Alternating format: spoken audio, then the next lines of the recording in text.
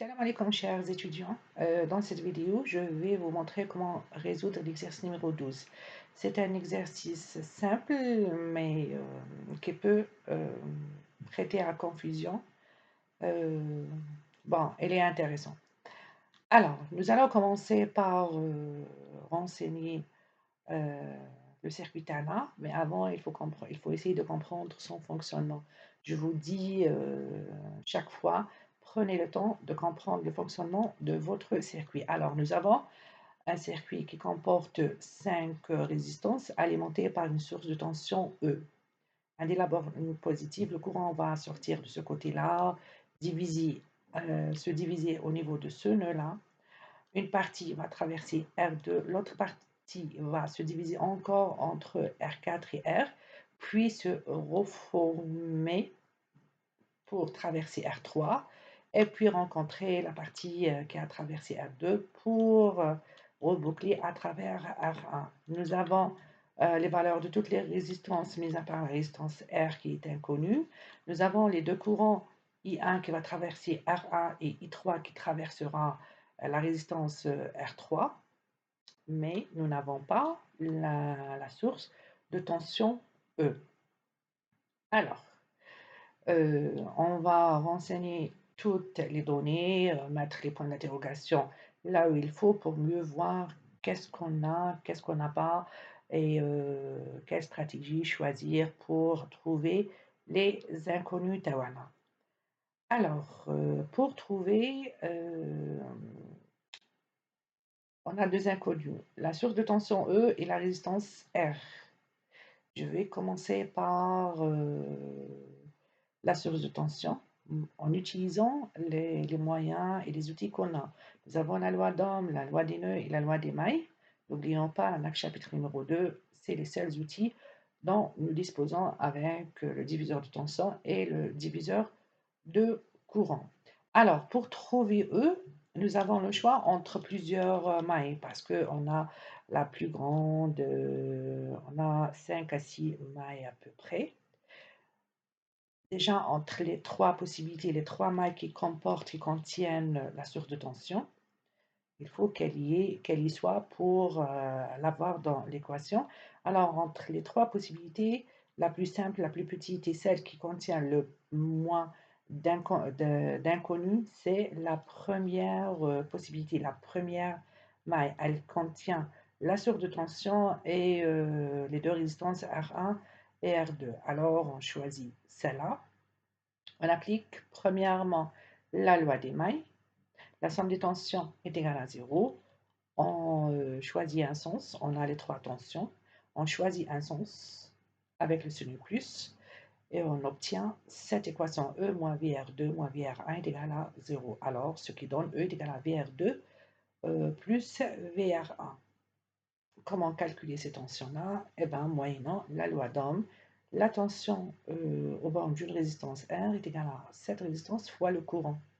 Nous avons R1, nous avons I1, nous avons R2, mais nous n'avons pas I2. Mais ce n'est pas un problème. Alors là, on avait V est égal à RI. Je remplace dans cette équation pour avoir E est égal à R2, I2 plus R1, I1. J'ai dit qu'on n'avait pas R2, mais nous avons au niveau de ce nœud-là, on peut appliquer la loi des nœuds. La somme des courants entrants est égale à la somme des courants sortants. Nous avons trois courants et on connaît I1, I3. Il est facile de calculer I2. Alors I2, ça sera I1 moins I3 et ça nous donne 2,6 moins 0,6 et ça donne 2 ampères. Alors là, on a 2 ampères. Je remplace dans cette équation en vert et on peut avoir la valeur de la source de tension E qui est égale à 4,1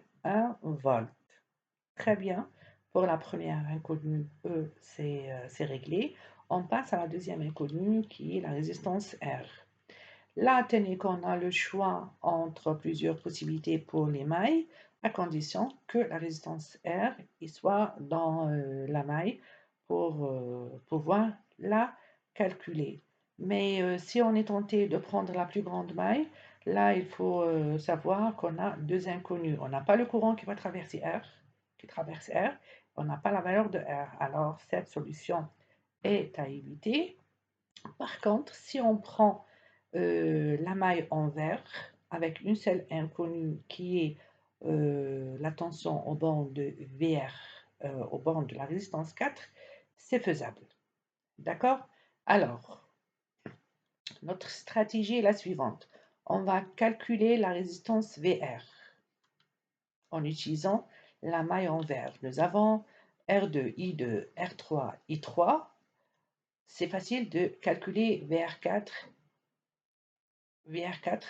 et au même moment VR4 c'est la tension qui est au borne de la résistance R parce que R4 et R elles sont branchées en parallèle.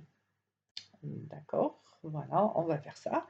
Alors pour la maille en vert, nous avons VR2 et nous avons VR3 et nous avons VR qui se trouve être la tension au bord de la résistance 4. La somme des tensions est égale à 0. On choisit le sens et puis on obtient l'équation VR plus VR3 moins VR2 égale à 0, ce qui donne VR, cette tension en rouge au bord de la résistance R, égale à VR2 moins VR3. On éclate cette équation en utilisant la loi d'Ohm, qui stipule que la tension au bord d'une résistance est égale à cette résistance, la valeur de cette résistance fois le courant.